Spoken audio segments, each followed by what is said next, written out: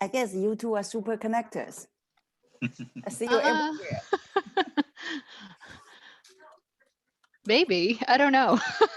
I know a lot of people, I guess. How is everything? Good. Everything's great. Hey, Tim, I love your house. Hi, Jay. Welcome. Hi, thanks, Larry. That's really this Universe Chicago there. Oh, By the way, Jay, is the other Jay joining us today? I don't know. I think he is. Okay. Yeah. J part 2. Right. J version 2. 2.0 J. Yeah. I hope it'll be nice. Awesome. Okay, so Lynn is here. Lynn, I think we have a good number of people. Should we start? Okay, cool. So, Lynn, why don't you, like share with everyone, a little bit about, who you are and what you do in the group, as well as a little bit about Dynamite and the mastermind format, and then I'll chime in. Okay. Good morning, everybody. Nice to see everybody today. Dynamite is aimed at super connectors. So everybody on this group should be a super connector, and I see a number of people who obviously are. And the idea behind this group is to do something slightly different.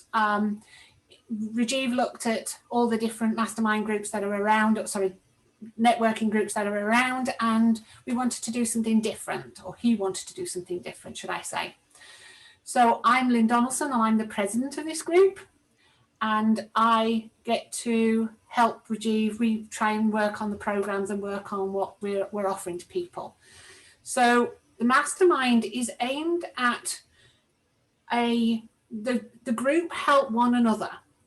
So somebody presents what they do, they present a specific challenge, and based on that challenge, the group then try and help with that challenge, making suggestions, giving ideas, so that person can take away and see if they can utilize any of the ideas that come up.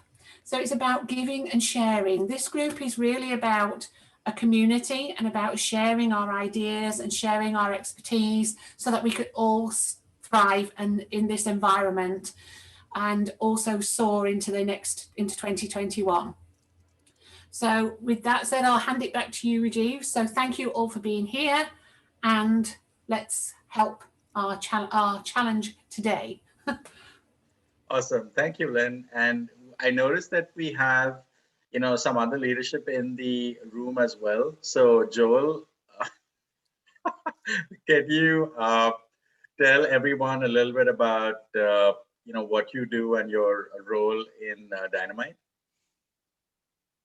my role is growth director. So I talk to people and encourage them to join us, encourage them to network and to share, just to share their story and to share resources. We kind of, take that old BNI philosophy, givers gain, and we just take it to the next level because everyone here are really amazing connectors. They love to share, and it's just a phenomenal group. Awesome. Thank you, Joel. We also have Edgar, who is our, in fact, Edgar, why am I doing all the talking? So why don't you tell everyone what you do in the group? Okay, guys. First of all, thanks, Rajiv. So currently, I'm the West Coast Growth Director for Dynamite Networking Group. I joined the group. You love the background, Rajiv?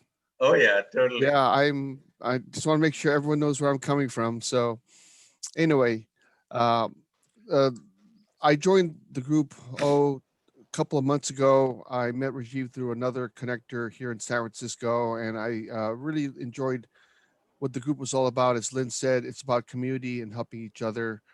And I found that to be rightfully so, that I've made some new connections. I'm working on with a few of you to engage in some business opportunities. And for those of you who are visiting today, I do encourage you to not just check it out one time, but maybe 2 up to 3 times. I think you'll find this to be a lot different from even a typical BNI group. It's very well organized, and we have great leadership. And really, the goal is for everyone to help each other and grow our businesses together. As the saying goes, we try to have all ships in the harbor rise together. So that's it, man. Awesome. Did you like that? I did. Thank you, Edgar. Well Okay. done. Well done. Awesome. Okay, great. So before we get started, I'd like everyone to do very brief intros. And by brief intros, I mean like 5-second intro, your name, who invited you, where in the world you're calling in from, and what you do. So let's move from, I guess, left to right, starting with Jonathan. Jonathan, are you with us? Hi, good morning. Jonathan Wu, Manhattan, New York. SIA Partners, Senior Consultant. Guest Rajiv Jadhav. Good to meet you all. Blessings. Awesome. Thank you, Jonathan. Nancy? Hi, Nancy Steinberg from New York. I work in healthcare public relations. Rajiv invited me. Awesome. Thank you, Nancy. Monica? Hi, good morning, everyone. Monica Liang Allen. I was invited by you, Rajiv. I'm a licensed property and casualty insurance broker, and I'm located here in New York City. Awesome. Thank you, Monica. Edgar? Good morning again. Edgar De Leon, Business Development Manager with Panalo Solutions in San Francisco. We specialize in software development, web and mobile apps, as well as virtual staffing, in that we have a second office in the Philippines for anyone interested in sales support via admin or outbound sales. So thank you. Awesome. Thank you, Edgar. Tim? Tim Daniels, joining out of Stamford, Connecticut. I'm a independent distributor of a medical product out of Europe called the Beamer. Awesome. Thank you, Tim. Larry? And Rajiv, you invited me as well, so I appreciate it. Thank you, Tim. Thank you, Tim. Happy that you could join us. Thanks. Larry R. Good morning, Larry Rosenthal. Rosenthal IP Law. I'm an attorney specializing in intellectual property, focusing on patents and trademarks. And where are you calling in from? Westfield, New Jersey. Awesome. Thank you, Larry. Jay? Hi guys, Jay Mamie calling in from Dallas, Texas. I was invited to the meeting by Rajiv. I'm a sales psychologist and communication expert. Awesome. Thank you, Jay. Larry Joseph? Larry Joseph from Princeton, New Jersey. My company is Takeoff Products. I am a longtime expert provider of branded marketing collateral, which includes printing, packaging, and promotional products, including wearables, where you would have your logo on a shirt or a fleece, what have you. So happy to be here. And gee, I wonder who invited me. Awesome. Thank you, Larry. Yiling? Me? Yeah. Okay, good morning, everyone. First, thank you, Rajiv, invite me. And also very honored to cooperate with you to do some couple event on the Zoom, meet a lot of people, have a fun. And my name is Yiling Li. I work for United Nations NGO, non-government organization. We organize different fun events to support UN 17 Sustainable Development Goal. Nice to meet everybody. Thank Awesome. you. Thank you, Yiling. Jason?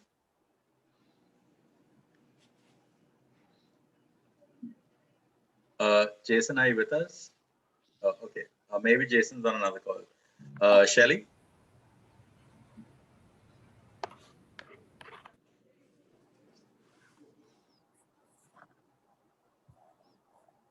Shelly, we can't hear you. You can't hear me? Can Okay, you? I can hear you now. Yeah. Okay. Hi, my name is Shelly Perkadani, calling from Manhattan, New York. I'm a senior account manager at Contango IT. Oh, okay, awesome. And Lynn? I'm Lynn Donaldson, and my company is Connector Strategic Solutions Group, and we provide launch strategy for the life science industry. Oh, and where are you calling in from, Lynn? Oh, sorry, New Jersey. Okay, thanks, Lynn. Faith? And Jason was just dealing with the baby, so. Oh, gotcha. Okay, cool. Faith? I'm Faith Kinslow. I'm a marketing writer and a branding and marketing consultant. And I also have an online branding course for business owners called Brand to Sell. And I'm here in New York, Astoria, New York. And it's pretty amazing, but I know Monica. So, and you invited her too. She's great. So that's wonderful. Another person in common. It is quite a network. Yeah, thank you, Faith. Aiko? Do I need to do it now? I guess. Well, yeah, I mean, I guess you will hear enough of me later. I know, but still. The 10-second version. Yeah. Taxes. Exactly. Since you guys already know that. So my name is Aiko. I'm calling from Manhattan. Behind me is Manhattan Beach on the 10th floor. So I'm running my own boutique tax practice. Tax is my middle name. When I do not do my tax, I dream about tax. And that's my specialty. And you guys will hear more about me later. Awesome. Thank you, Aiko. Leanne?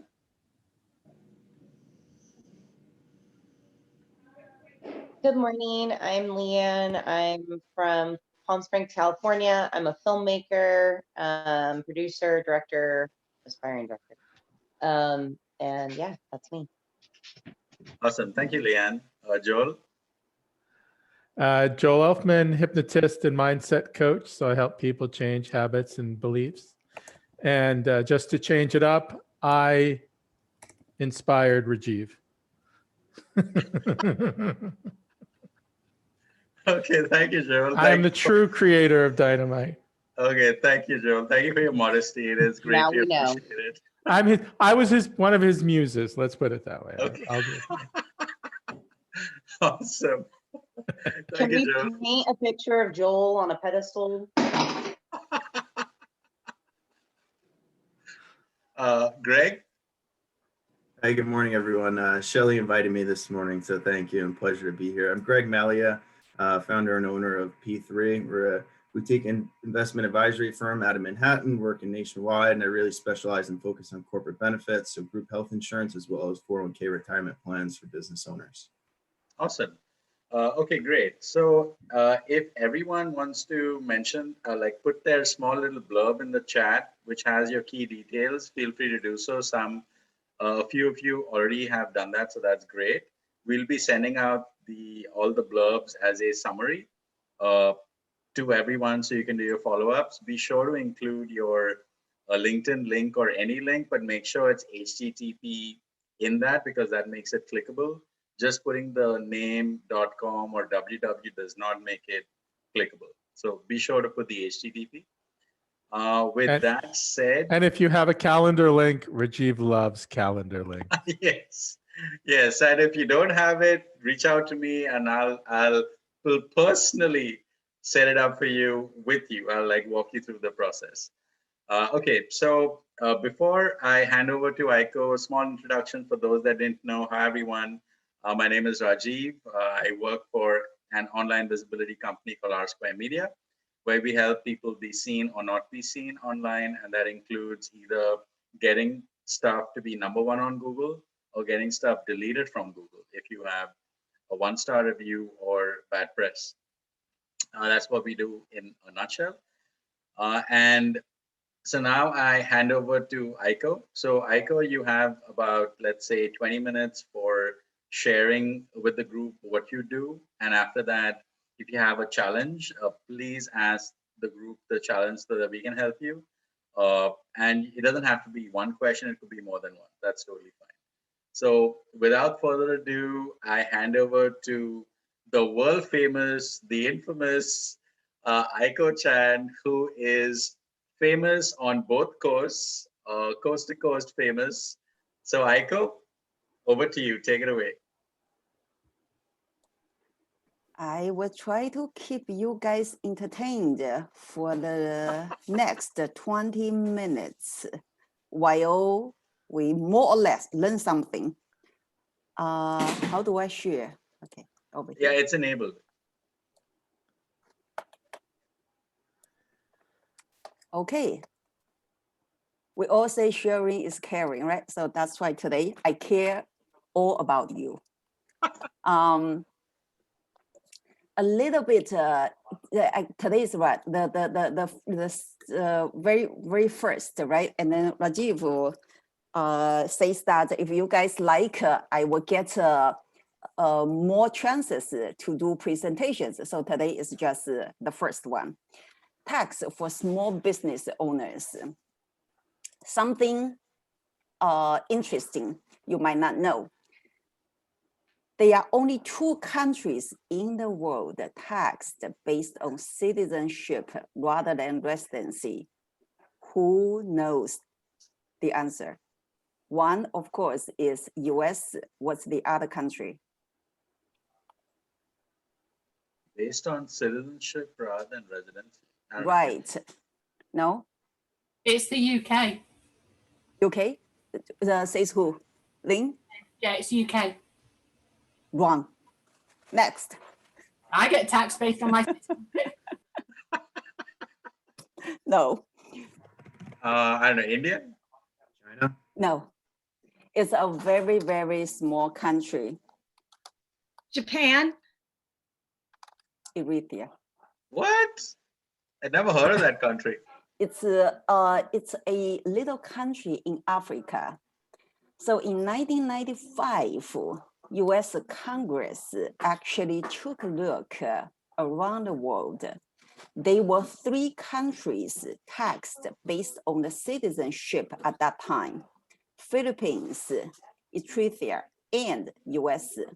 Then 1 year later, in 1996, Philippines removed citizenship-based tax. So there are only 2 countries left. So Eritrea, however, in the year of 2007, Canada ruled that if Eritrea labeled the tax on dual citizens, it's illegal. So essentially, only the US actually tax you on the citizenship. So in Eritrea, if Eritrea, even though they tax you based on the citizenship, but if you live outside of the country, they only tax you 2%. If you don't pay, they will just threaten or just put your relatives in Eritrea into the jail. This harass them, so to make sure you pay that 2%. US is different because no matter where you live, where you stay, the money you pay is the same tax rate. The next one is the estate tax exemptions and the tax rate. This one is specifically for Joe. This estate tax actually, who knows which president or presidents created this estate tax idea? Any volunteers? Was it Reagan? Oh, did I put you guys to sleep? No. Jefferson. Oh, okay. Madison and Washington. Just at that time, they were not like as fancy as right now. They didn't know you can pay income tax or inheritance tax, but they just didn't feel that wealth concentrated in a few families was a good idea to the free republic. That's why they created this idea. The actual term estate tax created in the year of 1916. Look at that time, exemption 50,000, and then the top rate was only 10%. And in the year of 1941, the top rate was 77%. So this country does encourage you to spend all you have. Either you give out right now or you give out later on. So, however, estate tax was built up on a quicksand. The tax rate is changing every year based on the budget needs. In the year of 2010, there was no estate tax. So that was the great year for people to die. For rich people though. That year, I remember we were making jokes that rich parents would get murdered because there was no estate tax. So in the year of 2021, the top rate is 40%. This estate tax rate is decreasing every year, is decreasing, and at some point, it will become no estate tax again. Then the very next year, Congress is going to see the budget needs. It's going to rebuild up, determine what the rate will be and what the exemption is going to be. So far so good? You guys entertained? Yeah. So somebody has to keep the timing for me, just in case I talk too much here. Next one. Yeah, Joel or I will help out in that regard. Okay, thank you. Oh, Joe loves to talk to me. He will say, just continue.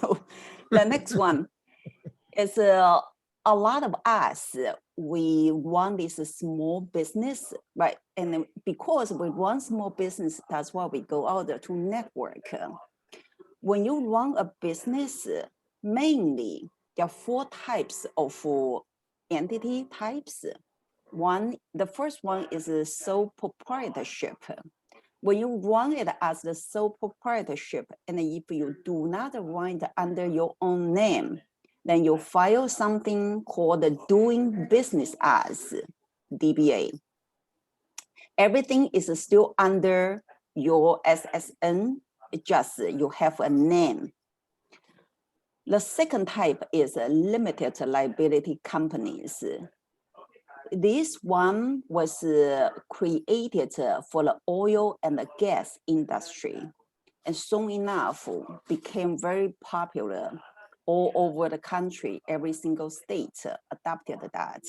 But a lot of countries do not recognize limited liability company. So Lynn, for example, UK doesn't have LLC. Canada doesn't have LLC. If any UK or Canadian invested in a US LLC, the tax consequences will be more than 79% of the profit they generated from the US LLC will be taxed in both countries, between US and the UK. So be careful if you want to get a UK or Canadian citizen invested in your company. The third type is the partnerships. Partnerships, they are general partnerships, limited partnerships, or limited liability partnerships. We will talk about this later. The fourth part is corporations. Corporations, they are S Corps and the C Corps. So we talk about this sole proprietorship.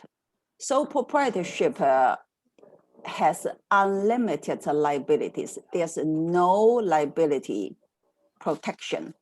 You will need Monica's service a lot. You need to buy a big, good insurance to cover any potential liabilities there. And also it's hard to raise capital. Aiko, would you prefer that we ask you questions now, put it in the chat, or ask after you're done? I guess I would prefer to ask it's done because otherwise I think you probably, if I spend all the time to answer the question, I might not be able to finish this. Okay, cool. So in that case, and sometimes it may be like some other people want to listen to the next page instead of your question, right? oh, that's fine. Cool. So in that case, if anyone has any question, just put it in the chat and Aiko will answer the questions after she's done. Back to you, Aiko. I actually should say that if you have any questions, please keep to yourself. I only do presentations. You're hilarious, Aiko. Okay, next one is limited liability companies. This one is very flexible. So far, they name it as the most favorable business entity type. They protect, there's no board needs, no shareholders, no minutes. Say that if right now you own a rental house and then you put this rental house in the LLC, somebody sues this LLC, your personal assets won't get affected. Whatever they sue, the liability is limited to the assets within the LLC. On the other hand, if you drive the car and then you hit somebody in a parking lot and somebody sues you personally, the assets in the liability, in the limited liability companies won't get affected as well. So it's a double protection. And if you set up the limited liability company properly, all assets in the LLC actually can escape from the probate court. So it's a very powerful tool right now. And then the LLC has a very flexible tax treatment. If you like it, you remain it as the LLC. If you do not like it, you can change it to be treated as the S Corps or C Corps. Every 5 years, you have the choice to change it back and forth. So it's very flexible. And if you only have yourself, we call it a single member LLCs. Single member LLCs tax treatment has no difference compared with the sole proprietorship. Whatever you can deduct, you can still deduct under the LLC. It's just the liability is different. LLC also has two types, member managed LLC versus manager managed LLC.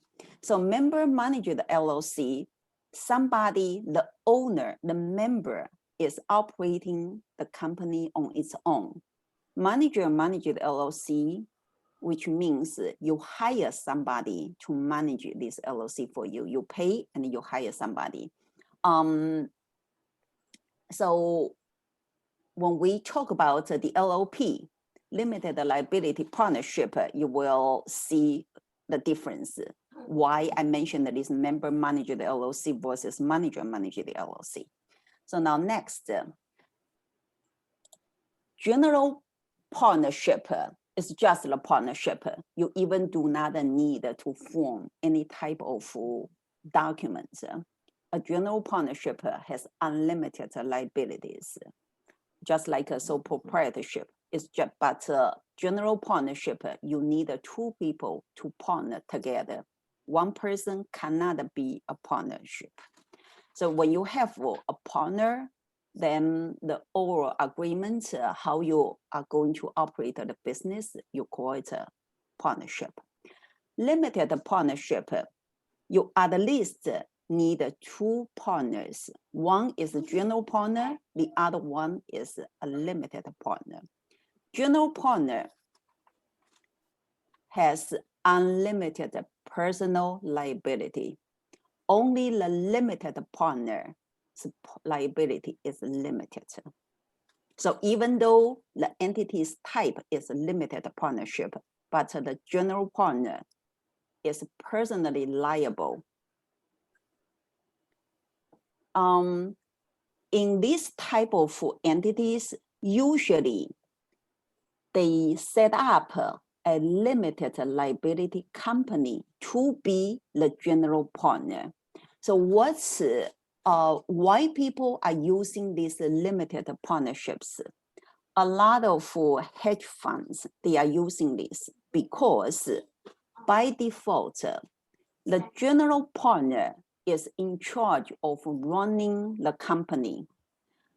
If you are just the investor, you are a limited partner. You have no right to participate in the daily business.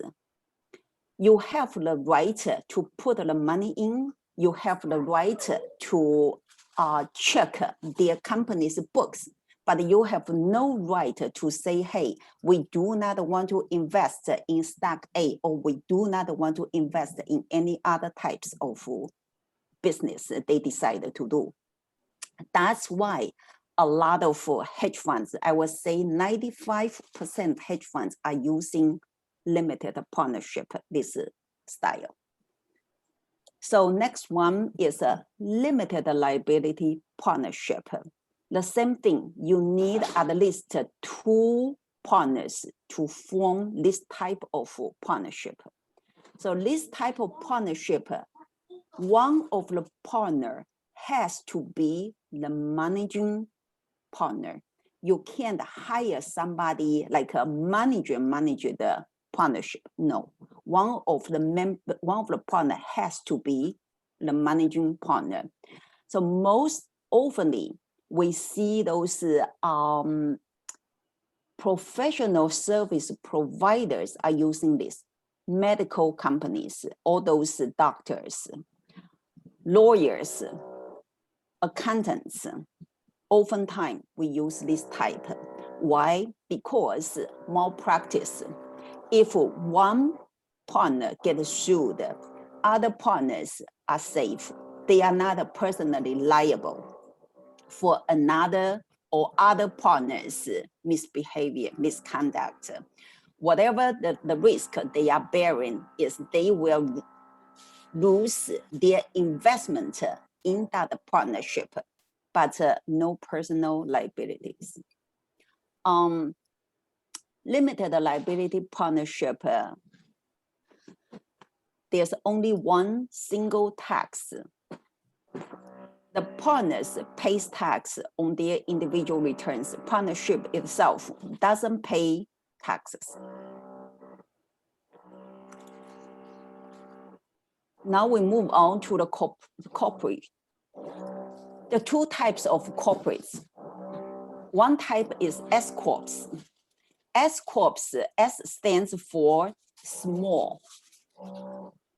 S Corp also gives you the protection for your personal assets, but S Corps are only limited to 100 shareholders per corporation, and then these shareholders have to be US citizens or residents or very limited type of trusts.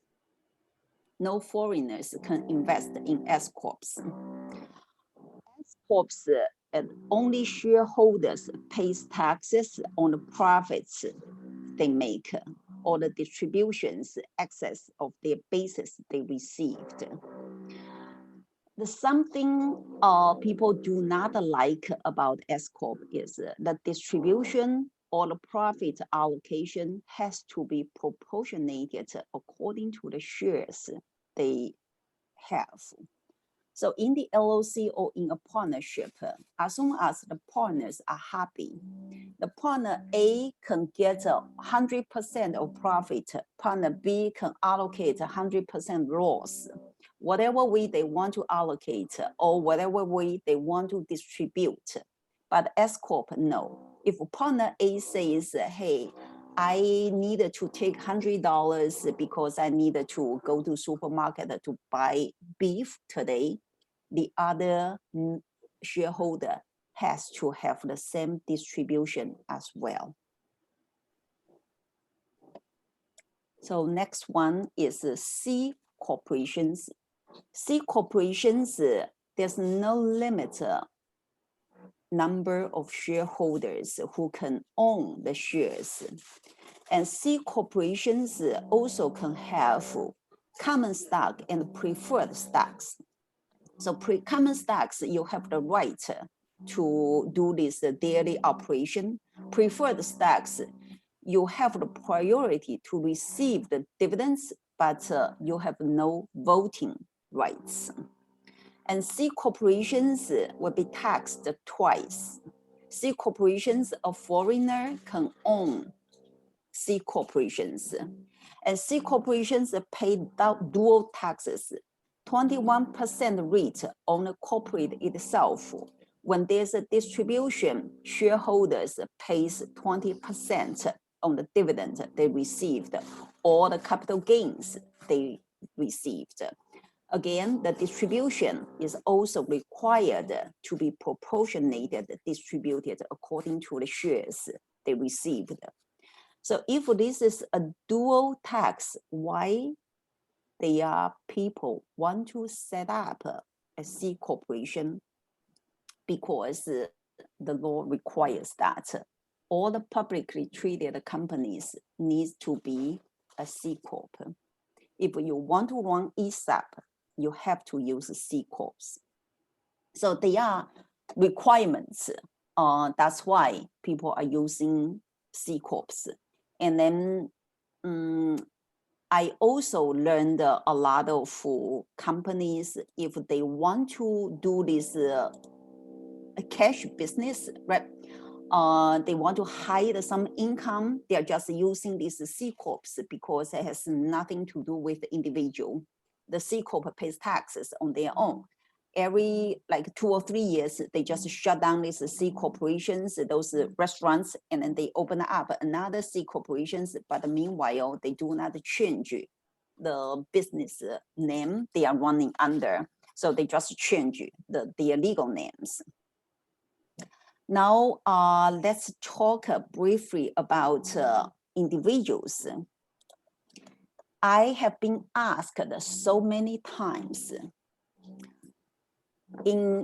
prior to the year of 2018, people have these unreimbursed business expenses deducted on their individual returns. But since 2018, the President Trump changed. There's no more unreimbursed business expenses for W-2 earners. However, some states do still give you the benefits. Say California does that, but not New York, not New Jersey. So which impact a lot of W-2 earners. In this case, the best for you is to ask the business to reimburse you for the unreimbursed business expenses, because on the individual level, it's not deductible, but on the business level, it's still deductible for those big expenses. What can be deducted if you run a side gig, you run a small business? All the ordinary and the necessary expenses, our business expenses are deductible. Only the entertainment. So entertainment prior to the 2018 was 50% deductible, but President Trump changed it. We do not know whether in the year of 2025 it's going to be changed back or not at this point. But President Trump also did something good to the small business owners. So for example, the first 20% of profit you generated either through S corps, LLCs, partnerships are free from tax. So because we just learned estate tax rate is so high this year, please give generously.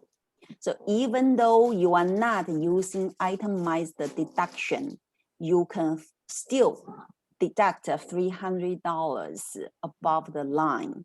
So please give generously this year for the charitable donations. One thing oftentimes taxpayers ignored, invest through your HSA account. The money sitting in this account never expires. If you have health insurance, which is allows you to set up a high deductible HSA account, you can contribute $3,550 as the individual, $7,100 for the family plan. 2 minutes left. Oh, okay, I will finish up quickly. So all the money sitting in this account year after year, if you do not use, you just invest. There are so many online small banks. They take account without any fees. So, and then you can do some investment. As long as you use this money for medical expenses later on, the profit or the gains generated in this account is tax-free. So I guess let's just finish it up here. And then let me take a look whether you guys have any questions or not.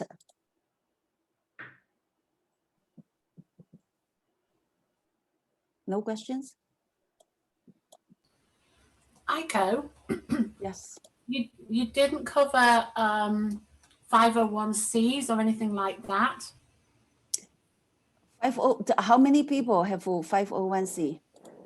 Well, Rajiv does, but I don't.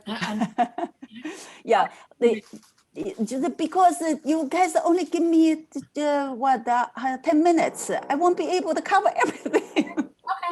Aiko, actually, I was thinking that we might, have you present again. So this way you can like break it up, because I know as a CPA, there's like just so much to cover. So we might have you like present again as well, so that maybe in the next time you can talk about like nonprofits and anything that you could not cover in today's session. Or maybe I should solicit what kind of area you guys want me to cover, so I can attract more of your attention. Okay. I have a question, Aiko. Sure. Keep to yourself. So you had mentioned that if you're a sole proprietor, that you need a big insurance policy. Now, I'm just an individual, marketing writer, branding consultant. I don't have insurance. An insurance for me, because I figured, what can I do wrong? Like not put the right punctuation someplace. What are they going to sue me for? Right. It depends on different industry. So in my industry, of course, I have a high risk for malpractice. In your industry, you have the lower risk. You probably, people are going just to sue you that, hey, the content you write doesn't reach the goal and I don't want to pay you. So if that's the case, then you do not need the insurance. I feel so much better. Sorry that I scared you. No, that's fine. Thank you. Aiko, I have a question. Sure. In regards to being a filmmaker, we deal with individuals who hold themselves as brands, actors, performers, directors. What is the best way to incorporate for them? Should they be handling themselves as a limited liability or an S corp or corporation or S corp, or where should they be? Film industry is a very special industry, just like oil and gas constructions. So in the past, film industry, prior to Trump, that's what whatever you expend, whatever you spend on this film, you are allowed to expense immediately. Later on, it changed. No, you have to wait. You capitalize all the expenses. You wait until this film has been produced, and then you publish it on the market. At that time, you estimate whether this film can be on the market for 5 years or 10 years. You amortize the expense of this film cost. So for example, if you spend $10,000 to produce this film, and you expect this film can be on the market for 5 years, so every year, $2,000. And if you have revenue, $3,000, $2,000 is your expense, $3,000 is your revenue, you have profit for $1,000. For the actors, usually actors are not a high income person, right? Specifically on the early stage.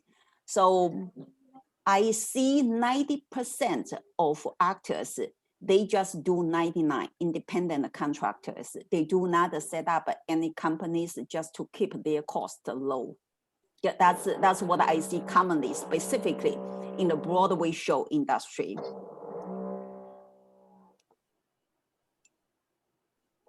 Aiko, yes. So one of the questions I had was, and maybe you covered this slightly, but what is the benefit of a C Corp over an S Corp, aside from the shares, the number of shares that you have? But the C Corps, S Corps, of course, you only pay one layer of tax. In terms of tax, there is no way C Corp can be better than S Corps. C Corps, even though they lower the tax rate to 21%, that's 21%, no matter your income high or low. And then individual, once you get the distribution, that's another 20%. So total together, 41%. There's no way individual income tax rate can reach 41%. So in terms of tax, C Corp cannot beat S Corps. But S Corps are only allowed US residents or US citizens to own shares. S Corps cannot go public. S Corps cannot have ESOPs. There are so many plan or the engagement you want to do, you are unable to do if you are an S Corp. So on the top of that, any New York City people here, even though we are talking about S Corps, partnerships, LLCs, these are all on the federal or the New York State level. There is no such thing for New York City. New York City does not recognize LLC, does not recognize S Corps. Everything comes to New York City is a C Corp. You pay tax. Good to know, right? Good to know. So I guess whether you have a,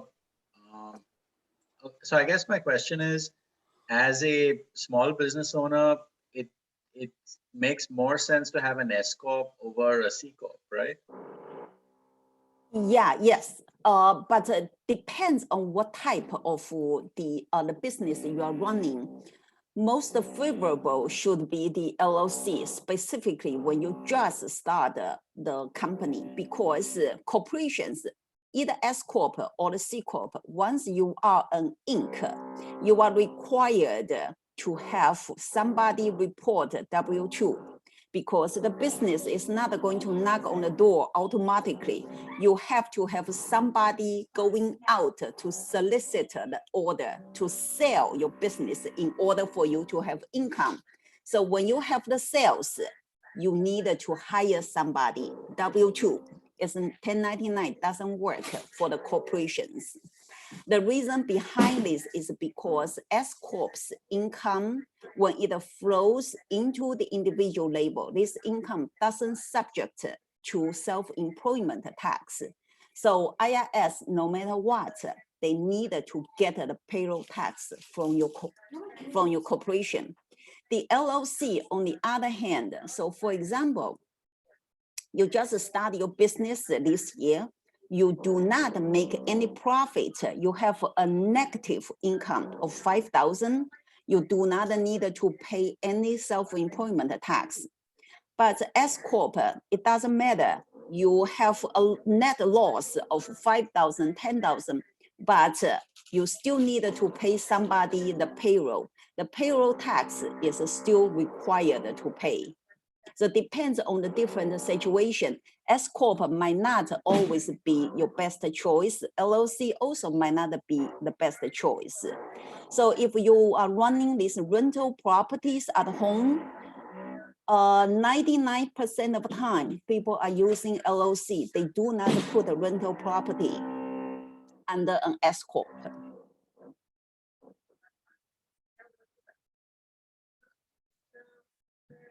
Next. I have a question completely unrelated to my previous question. How do you dissolve a company when the time has passed for that company? You got to file a final return within whatever the state you operated and the state that you registered your company. And once you file the final return, and then the state taxing authority determined that you do not owe any tax, then they will give you a consent. At that moment, you go to the Secretary of the State, file a dissolution. Okay. The Secretary of the State won't agree to dissolve the company automatically. They need to have a consent from the taxing authority. Thank you. No problem. Also, Aiko, like in this time, if you have a challenge, please share that with the group as far as an area that the group can help you with. The challenge. Okay. I have a client who doesn't pay or is not willing to pay. So what's the good way? When I go after her, she just said, okay, my boss doesn't want to pay. How can I do? So then she give me a little bit. And then another week, I have to go after her. And then another week, she's going to say that, oh, you know what? My cash flow is a little bit tight. So what can I do? You guys have a similar experience? Yeah, I think, well, first of all, Aiko, I think you should have a chat with Jay, because Jay uses psychology in speaking with people, and I think he might have some good ideas for you. Also Okay. chat with Jason. Jason might have some good ideas as well, because both you and Jason are in a service-based industry, and maybe Jason and Jay have run into this issue and they might have a solution for it. That's I'll kind of defer. I definitely ask them what their way of dealing with it is. My way of dealing with it is that just at the outset, mention, be very clear and upfront as to hey, this is due this, it's due on this date, and if it doesn't, and if payment is not received, then it goes into collection immediately. So that's the standard, operating procedure that I follow, and it's mentioned on the invoice as well. So it shouldn't come as a shock to anyone. Oh, collection, so there's no surprise or shock there. Aiko, oh, sorry, Faith, go ahead. Oh, okay. So I understand your issue.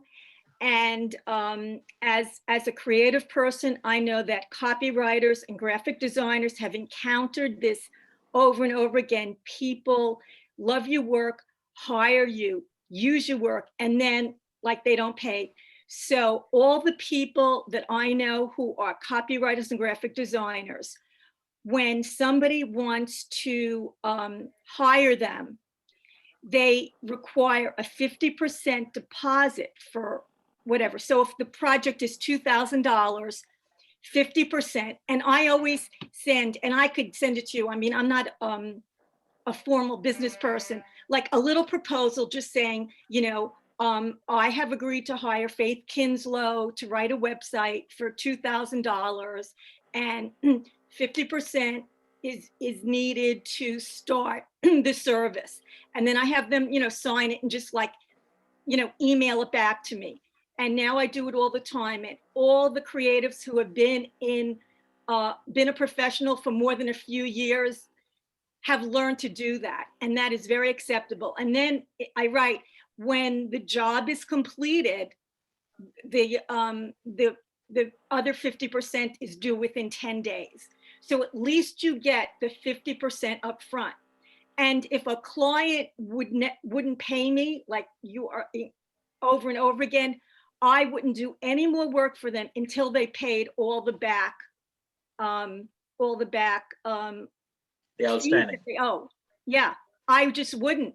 And if they like come to you about it, say, well, you know, in the past, it's been very difficult for me, and it's actually very costly for me because I have to spend a lot of time just collecting, you know, your money. So in the future, you know, even if they were really difficult, I'd say I'd want 100% up front because I don't trust these people, and they know that you're trustworthy. So they're not taking a chance on you. You're taking a chance with them.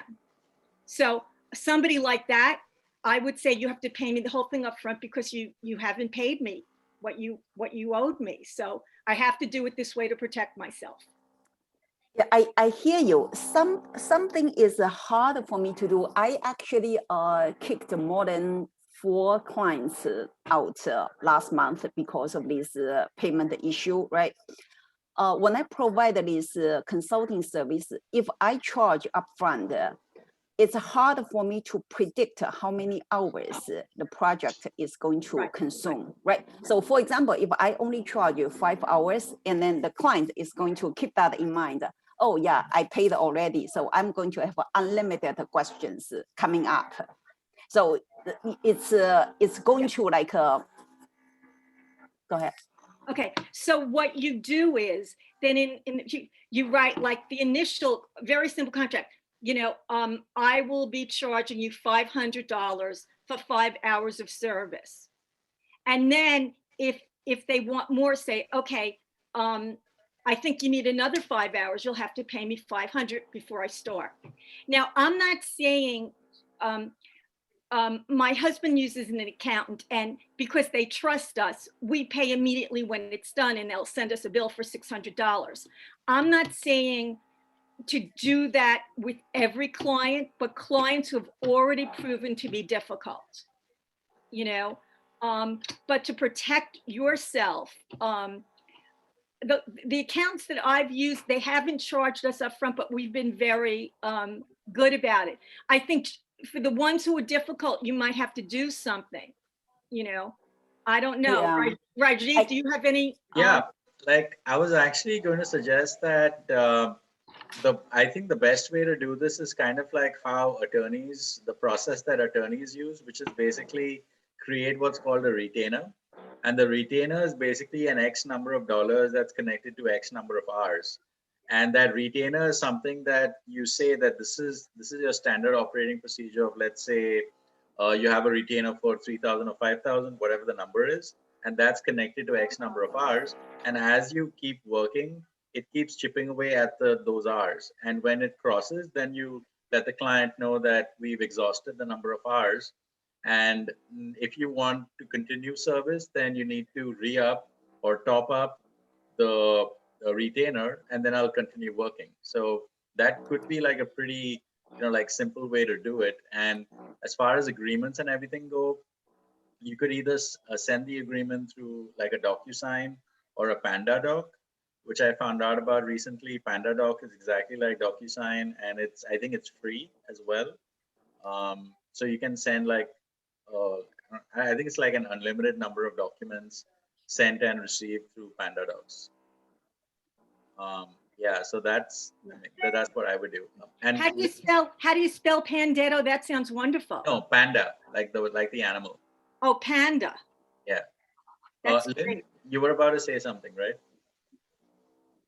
Yeah, there was a videographer used to tell me that he always just put the draft before he delivered the final products, and then he collect the fees first. You know, I actually happened to know one person who is just, I told her, I said, hey, I needed to collect the fees before I e-file for you. She took the draft return, paper filed. That's it's when people they have this intention. It's really, most of the clients are very nice. I got a UK client. I never met her. I even paid the tax on her behalf first, but she wired everything back to me subsequently. Most clients are good. Some clients are really like I kicked her out. Then 2 months later, came back. Oh yeah, I really need your service, and I can pay everything up front. Tell me how much deposit you need from me. So it's just knowing specifically. I got one huge consulting clients. Their fees it's like 50,000-60,000 a year. I certainly do not want to lose that client, but I needed to sort something out with the payment. So Aiko, I mean, I'm with Rajiv and some, ask for some money up front, and you can put a penalty clause if they don't pay, after 60 days, start putting a 5%, fee on addition, call it whatever you want. But also just check in both for legal on some of the lawyer websites, and I'm sure some of the CPA websites talk about this, talk about collection, and talk about fee structure, because I know there's, even in law firms now, clients don't want to be billed by the hour. So, they're either finding a flat fee model or some sort of hybrid model. So there's plenty of discussion about this, and then you just have to figure out what's comfortable for you. The accounting firms I worked for before, I know they also have big write-offs at the end when the clients do not pay. They just negotiate with the clients and then write-offs. Well, that's the big firms, right? You're a small firm, so you can't really afford to do that. Exactly. But like I said, I know from this, just seeing a little bit of discussion on a current lawyers group networking group that I got invited into, that they talked a lot. They kind of sidelined the discussion, but the bottom line was what they said, well, there's lots of conversation about this.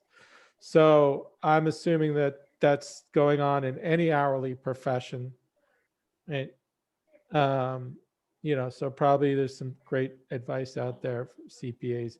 So really it's just a matter of you figuring out what your structure is. But I think you definitely want to take some money up front so it's not a total loss.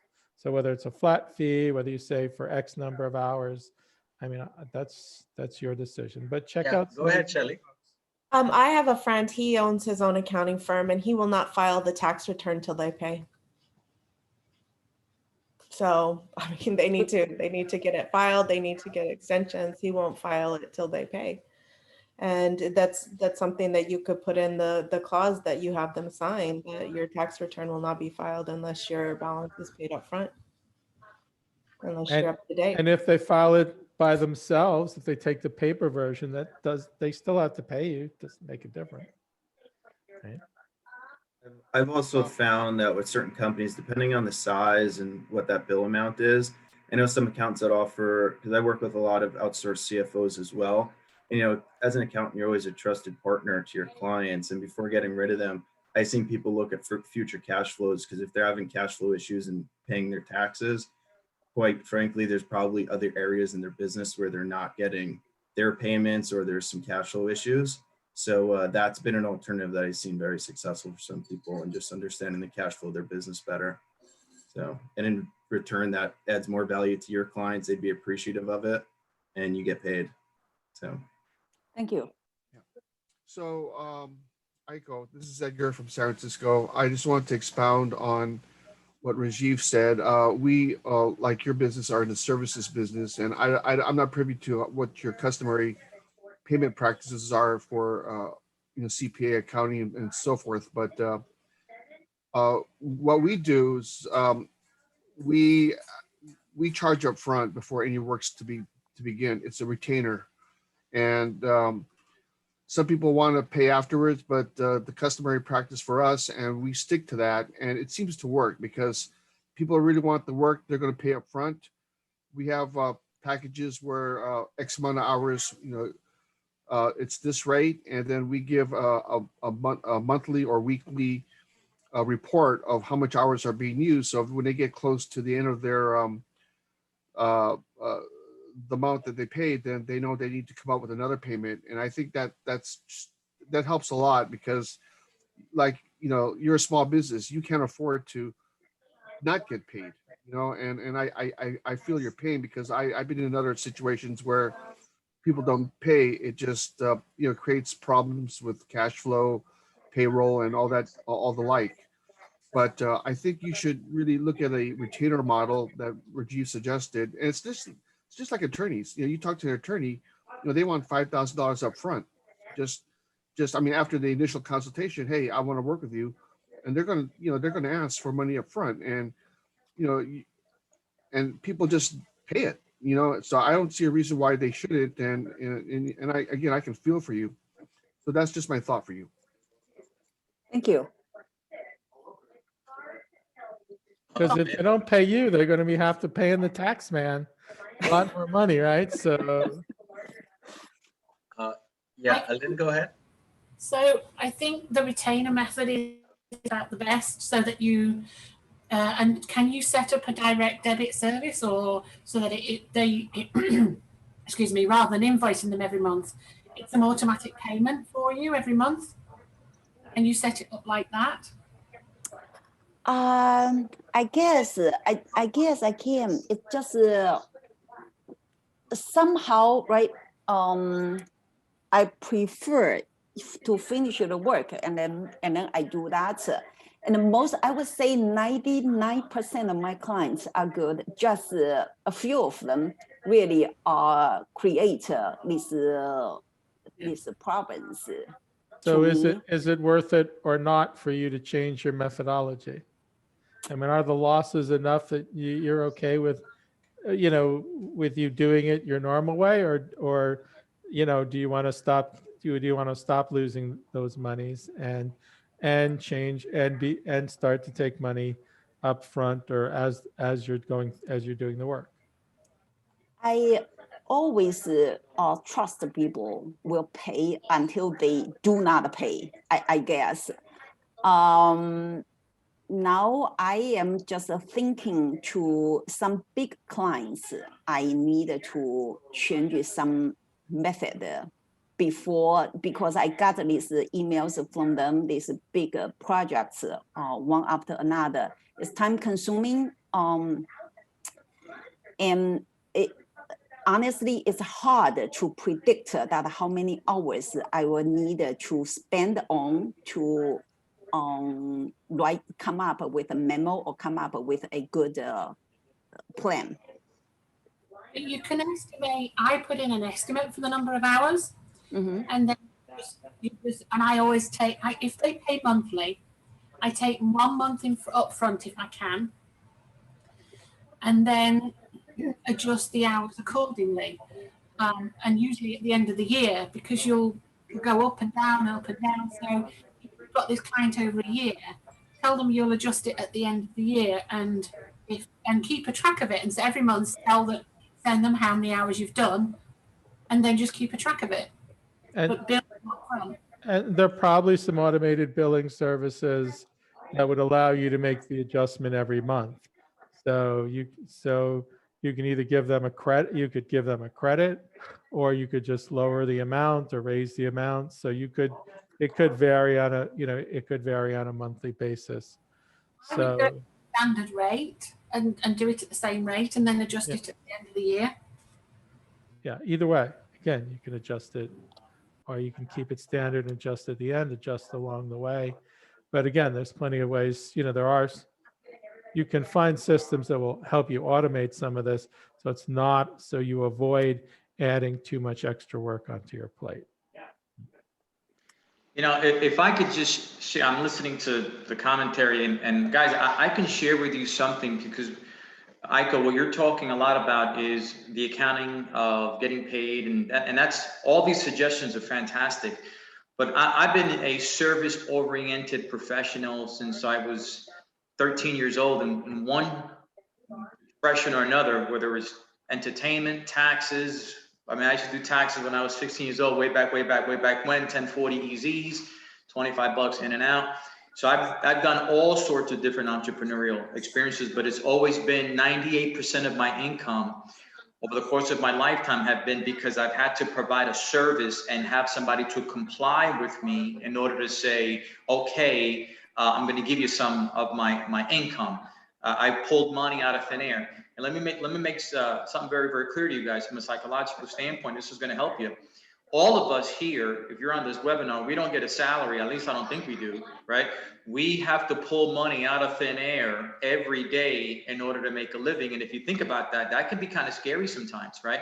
So how do you leverage yourself in a way where you understand the way the other person thinks, so that you can increase the probability of them saying yes? Because if they don't say yes, if they don't comply with your proposal, chances of you getting paid are slim, and you can go through droughts of no income. And that's very scary, which is why most people don't take that leap of faith into the entrepreneurial world. Here's one thing you need to understand the way it works on a psychological standpoint. If you went to the doctor today, and this is how you get people to pay, by the way. If you went to the doctor today and the doctor said to you, after looking at your report, he said, there's something you need to know that I know. There's something I know that you need to know that's going to save your life.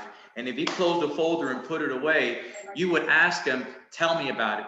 It automatically would create in you a sense of urgency, a sense of I need to know. And you would pay whatever price, whether upfront or later, to find out what he has in that file that he knows that you don't. We're all wired the same way, whether it's a medical report, whether it's the latest movie, whether it's anything that can enhance our lives.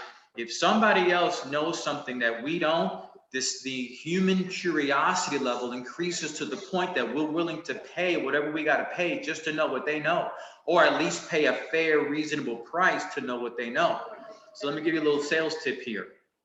When you have a conversation with somebody, in the early prospecting, fact-finding experience, the one thing that can be very effective, that will be very effective, is when you say to them, after you have a genuine conversation, let them know in words or in facial expression that there's something you know that they need to know.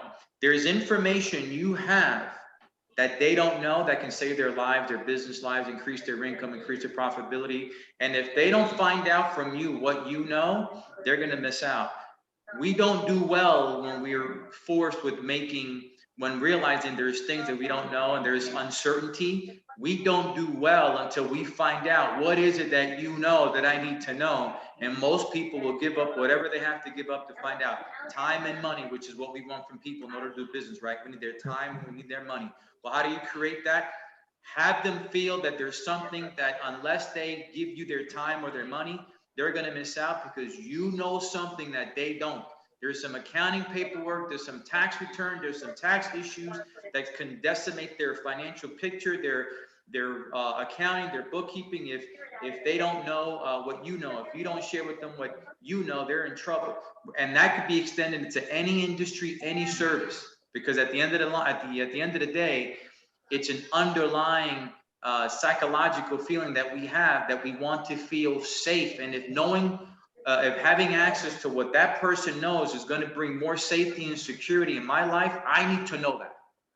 And Try that next time. Jay's doctor example is perfect, because what are the two things that people are always say are inevitable? Death and taxes, right? Right. So, Right.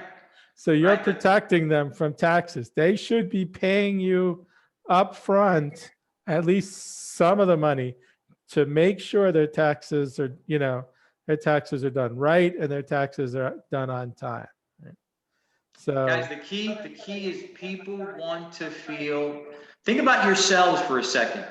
At the end of the day, if you look at your own personal life, you want the utmost feeling or sensation you want to have, and I want to have, is that I'm safe. I'm safe. Whether it's my business is safe, my family is safe, my health is safe, I'm feeling, I want to feel safe. Well, play on that, because we're all wired the same way. It doesn't matter what service you offer. It doesn't matter what it is you're bringing to somebody. They want to feel safe. The attorney who was on here a little while ago, is not on here, Larry, he's not on here. Why is Larry's business so important? If Larry, if you gave me a call, I could help you immediately, because you help people protect their businesses, and that's a play on safe. What you work so hard for, you protect. Greg, same thing, you're a financial advisor. You need to incorporate that measure of safety conversation, because people will comply a lot more than any facts and figures if you can reach them deep within where they live, and they want to feel safe about their future, about their family.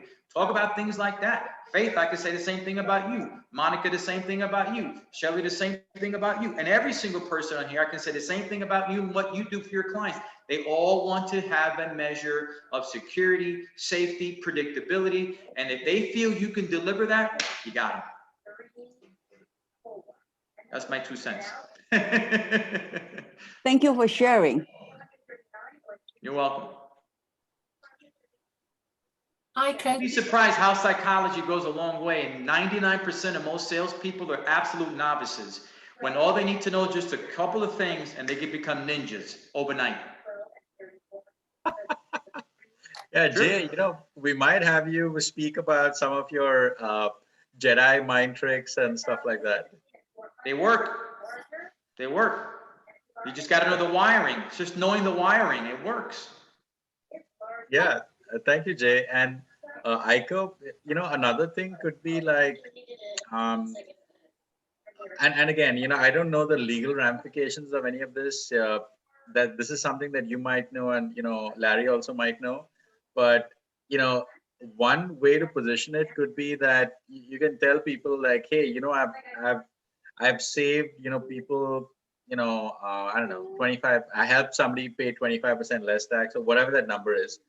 And I'm just flooded with customers, and because I'm flooded with customers, I can only have the capacity for a limited number of customers. So if you want me to work on your business, I need an advance, and these are the terms. So that could be like another way of like positioning your service as a premium service, wherein the terms are that in order for them to get to have the privilege of working with you, they need to adhere to those terms. Otherwise, they can go to somebody else and lose a whole lot more.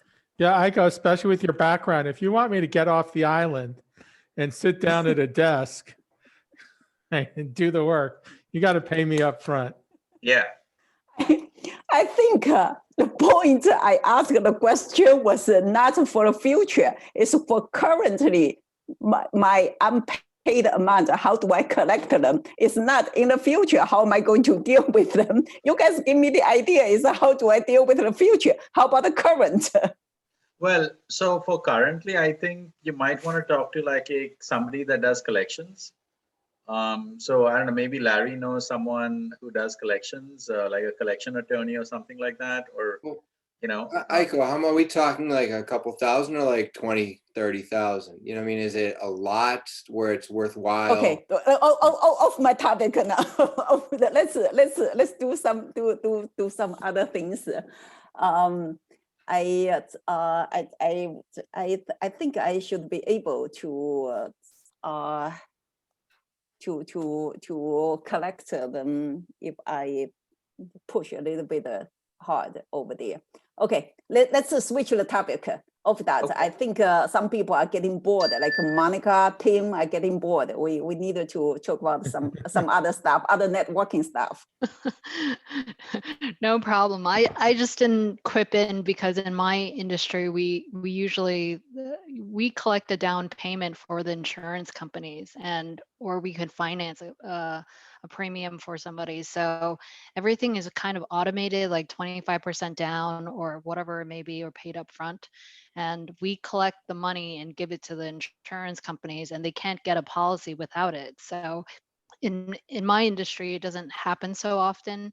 Every person here has a different type of an industry. And so in terms of billing, obviously you want to work in a way that, makes sense for you. That's, that helps your bottom line, but everyone's industry is very different. So, but your presentation was wonderful though. I thought it was very interesting. Thank you. Thank you. Thank you. Also, like in this time, if anyone has any testimonials they'd like to share, for Aiko, if anyone's worked with Aiko, knows Aiko, like things like that, please do feel free to do so at this point. So could I give a testimonial to ahead. Aiko? So the reason why when I found out from Rajiv today that Aiko was presenting, I said to him right away, and I said, "Oh, I know Aiko. She's my accountant. She does my taxes, and she's done a wonderful job. She's very detail oriented. She's very on top of things. So anytime like my husband and I, we have a question for her, she's like on it." And so I have to say, and I've worked with Aiko before, we've shared clients and stuff like that. So, I just think that she's a really wonderful person, and she's very dedicated and very detail oriented. And that's what you want in a CPA, somebody who's there. And Aiko just helped me and my brother filing estate taxes for my mom, which were long overdue. And we had a few quirks in it, and every little quirk, Aiko had a story, a client. She already had handled that problem. She had all the information we needed right at her fingertips. She did it fast and she did it brilliantly. So definitely, use Aiko. Thank you. Yeah, and I can also, share a testimonial about Aiko. So Aiko was extremely instrumental in setting up the 501c3 for Bright Now, which is my nonprofit. And, I'll echo what everyone said, what Monica and Joel said. She has like an insane level of depth and breadth of knowledge, and knows things that you don't know about, and knows things that you don't know about. So it's just amazing to work with Aiko. She's extremely detail oriented, very fast on responses, and at least for me personally, it's a benefit to me that Aiko is a nocturnal like me. So it's great because it means access at times when otherwise you might not have access, but more importantly, your bandwidth is freed up slightly, I think, after work as opposed to during the workday. So it's been my experience that Aiko is phenomenal, and highly recommend Aiko to everyone. Thank you so much.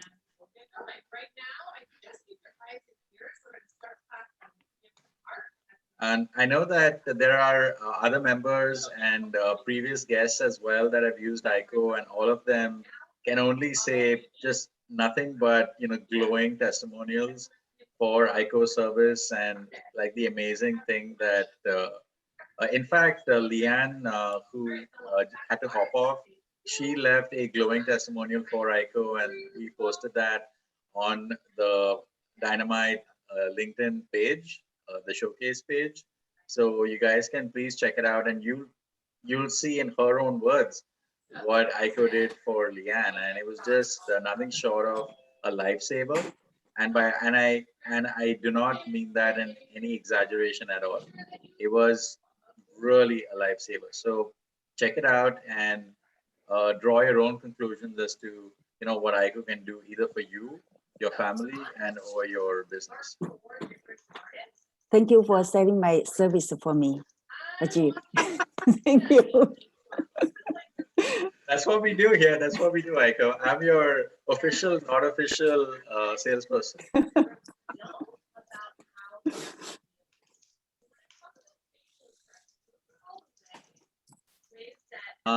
Does anyone have like, either like any other questions, testimonials, anything about either for Aiko or anything to do, or also if you have any ideas for what Aiko could cover in her next talk? Like, would you like for her to talk about nonprofits and things like that? Because like I personally did not know that there's more than one kind of nonprofit, and Aiko told me that there are like several, plethora of different nonprofits. So Could also talk about B Corps. right, yeah. So like maybe like in the next session, Aiko, you could talk about nonprofits as well as any other questions that people might have that weren't covered today, because like what you do is so vast that I know that you kind of had to skip past it pretty fast, each slide. Why small business owners like to hear about non-for-profit? Because it's possible that we might know people that want to set up their nonprofits. Also, what is the difference between a nonprofit and a foundation? And either from a tax standpoint or any standpoint, because yeah, go ahead, Lynn. Also, because a lot of us might want to do a not-for-profit to do something different, so our for-profit might provide funding for our not-for-profit. So like Rajiv has a non-for-profit but a for-profit. I want to like a social entity to support the non-for-profit. Yes. Yeah. So, I want to be able to generate funds so that eventually my not-for-profit will be about helping people like abused women and things like that, people who can't speak for themselves. So I want to be able to know what that would be on its own and how it would affect my for-profit, if there's a effect on the for-profit, or whether they're just seen as completely different entities and there's no problem. So that's why. Okay, great. Yep. Okay, next time, if Rajiv allows me to talk next time. No, there will be a next time. We'll cover 501c. Yeah. Thank you, Aiko. Thank you for letting me talk about what for an hour here. Awesome, Aiko. Like everyone enjoyed it, and in fact, our next mastermind, which will be not next week but the week after, our next spotlight speaker will be Faith, and Faith will be telling us about what she does, some of her successes, as well as a challenge question, and it doesn't have to be it could be more than one that we can help you out with as far as either something business related, process related, or anything related. So we're eagerly looking forward to that. I think I put the link in the chat for our next Dynamite event. So please share that with anyone that you think we can invite to the group. We are looking for realtors. We are looking for other attorneys like real estate attorney, elder law, family law, injury attorneys. There are like so many kind of attorneys, litigation, commercial, etc. So any attorney like that please invite.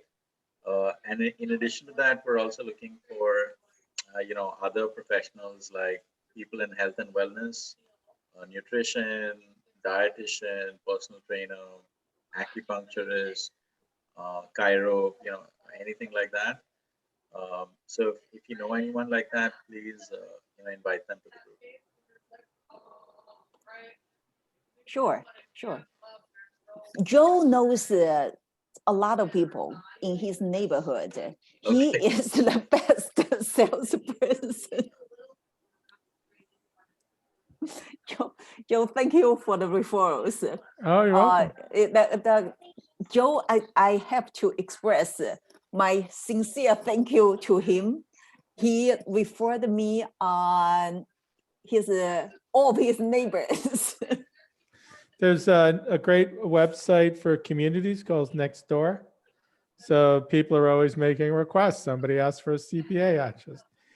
I just typed in Aiko's information and it all I unfolded from find there. out that the network actually is very useful. I solicited quite a number of clients from that network as well in my neighborhood. Yeah.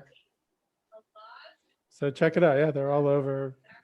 Yeah, maybe I should join Joe's neighborhood. What's your neighborhood? Upper Upper East West Side. Upper West Side. I'm using FiDi neighborhood. Just claim you have a satellite office, basically, because potentially these days every Starbucks is a satellite office. So, But there are like other kind of satellite offices that you can create just for the point of having an address where they can accept your mail or forward your mail to your residents. So I think there are many services like this, but one of them is called, I think, like virtualmailbox.com or something, where you can have a Wall Street address or a Madison Avenue address, or there are many locations like that, and not just in New York, but all over the country. and some of the people like WeWorks or other similar companies, some of them just allow you to have deliver mail to there, and you never even have an office. Yeah. So or you again, come it's in once. Yeah. Yeah, it's kind of like a vanity address, sort of. If it makes a difference to say like, hey, I'm on Wall Street. So you could do that, or like whichever, if you feel like, oh, I want to be seen at Times Square, I need to have a Central Park West address for my office or whatever. So there are certain, like some of these services have certain like designated areas that you can select, and you can list that as your address officially. Again, as a place to kind of accept for your mail to be sent to, if you want. And in any case, now everything is virtual for the most part. So you can also mention that this is addressed for mail only, and that meetings are through Zoom. So not to confuse anyone to actually land up there in person expecting to meet you. I actually still keep my actual office at 57, 55, 56. I haven't been there since March. I think it's 55 and 6th Avenue there. Oh, okay. I was thinking to get rid of that office, but because I rent that office with another lawyer there, so I just feel guilty if I say no. I don't want to rent. I'm going to put him in a bad spot. So I feel like, you know what, I can still afford. Let's just keep that, help the economy a little bit. I guess there still is. There's a great location on 34th Street, just off 5th, for offices. They rent out to therapists for, I think is really, and they may rent out to other people, but mostly therapists, hourly, weekly, monthly, and they're literally on the penthouse, and so it's like you can have a penthouse on 34th Street right across from the Empire State Building as your address. Can I just stay there? In my neighborhood, there is something like WeWork. They call it the select office suite. The rent there actually is not cheap. 1,200 a small office space with no window, nothing. I almost rented there.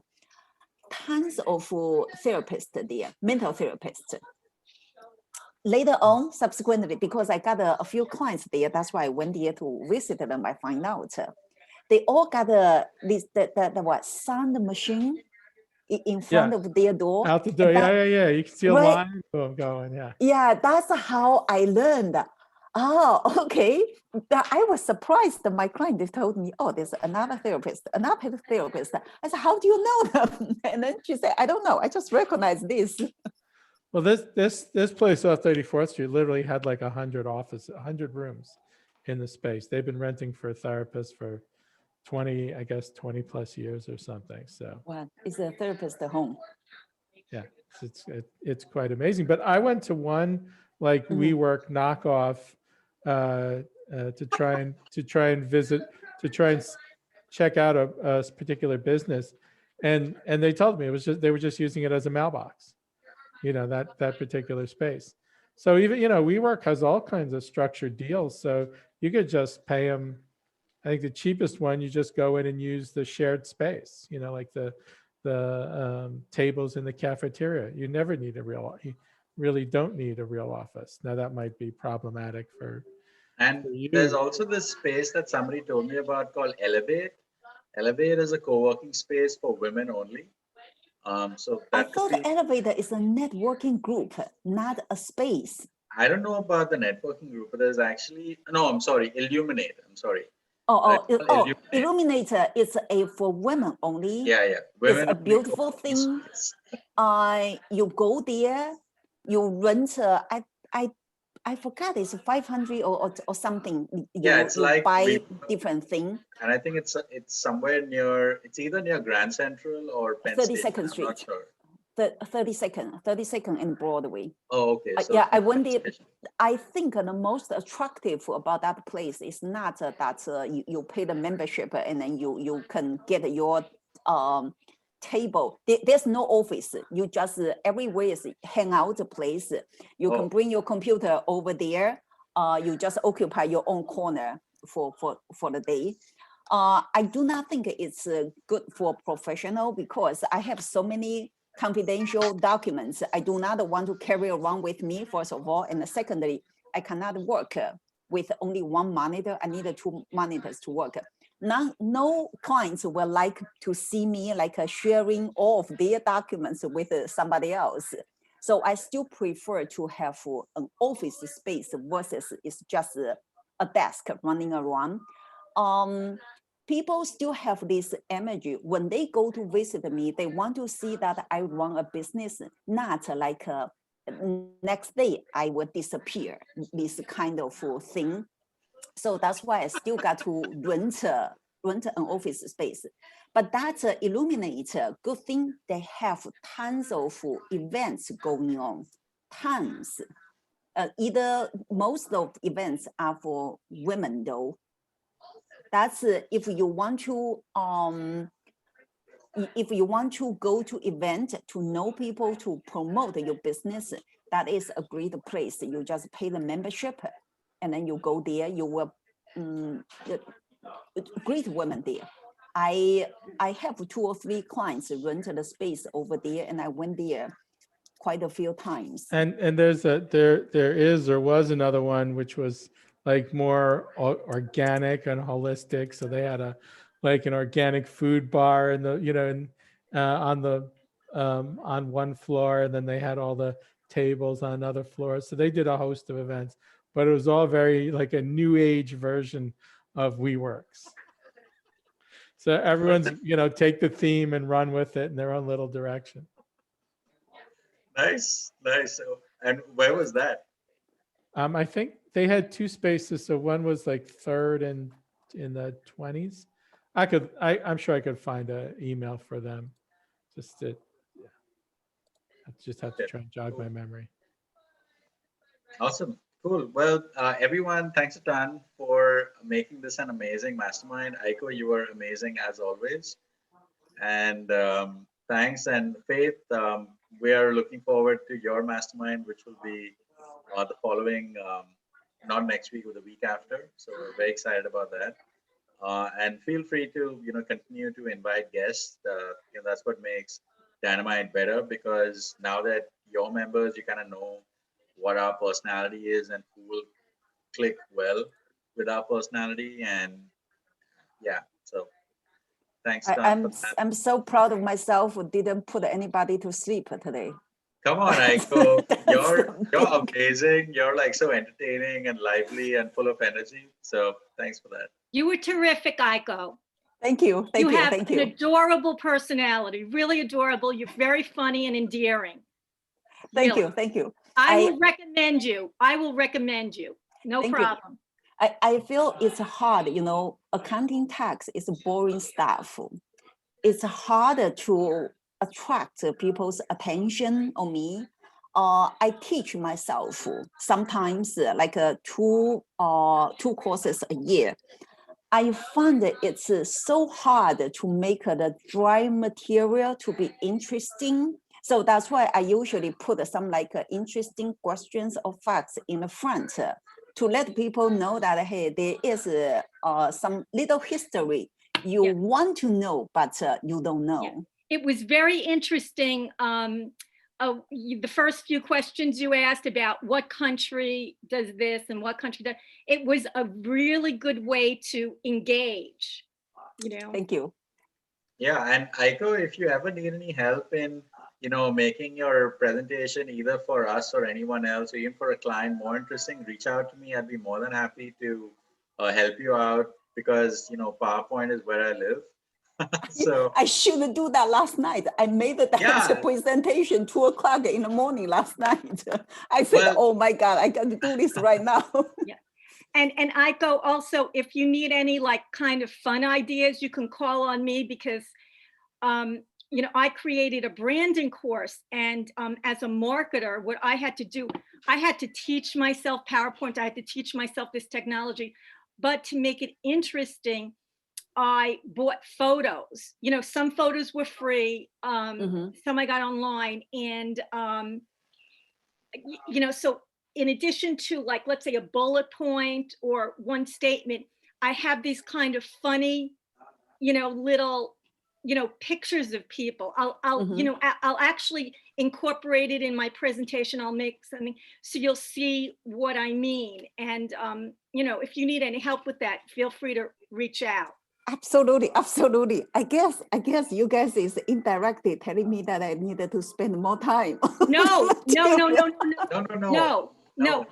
not at all. It was wonderful. It was wonderful. I'm just saying, you know, if you know, if in the future, because you brought up that it's a dry subject, your personality was enough. It was really cute and adorable. But I'm just saying, if in the future you want to do something and add a picture, you know. Sure. In fact, interesting, on Friday, I was asked to be on a panel, on a LinkedIn Live panel. I don't even know how, well, I know who recommended me, on people who were good at posting on social media. So I was on this panel. I actually posted it yesterday on my post, and it's a 1 hour, and there were like 7 people. And they give you, you know, everyone has different thoughts and different approaches to how they post. I'm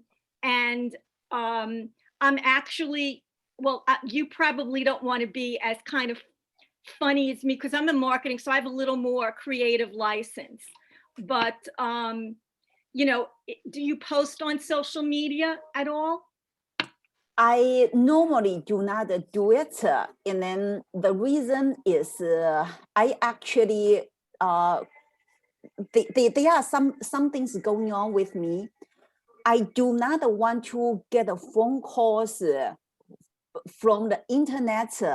I just basically do not want to spend the time to answering those phone calls. No, you don't have to do that. Like on your LinkedIn profile. I mean, it's just like the consequences that will be the result. So I don't know. People just don't call me up. I actually took my phone number off. You know where it says your contact information on LinkedIn. I took mine off. I keep my email address, but you don't have to keep your email address. You can. A lot of people just have their, you know, where they can message you. Just an idea. Just an idea. However, I do go to the twice, I forgot, a creative networking event. I do not see men there though, Rajiv, sorry. It's more about women. Everybody is creative. Maybe I did see men there. I have 2 clients there. That's why they invited me there. If you want, I'll be more than happy to invite you, Faith. Sure. Yeah. Well, they're women all are creatives creative. there. Huh? of course, women are the most powerful creatives. They create human beings in their body. Exactly. How much more Exactly. Yeah. powerful could you get? But anyway, feel free. It's a fun that group of women, they Yeah. support each other. If we say that one person says, hey, we need we do such things, we need your support, then the next day at least 3 or 4 of them will just show up to support you. Right. So anyway, I'm gonna be doing some funny things starting tomorrow. I really never wanted to create videos. I never wanted to be famous, whatever. I didn't, but I felt like I needed to, so I started creating videos, and I started making posts that are a little not me, like retail posts to sell my services. I did something for Black Friday and I sold some of my courses. I'm going to do it for Christmas.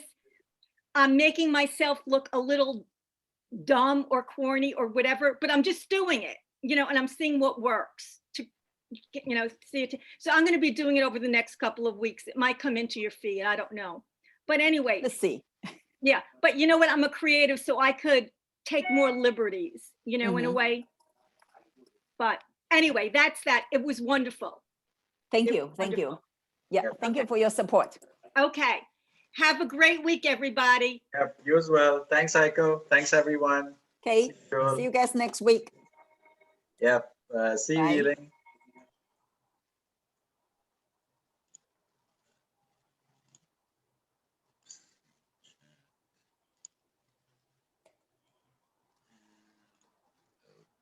Okay, cool. Oh, me.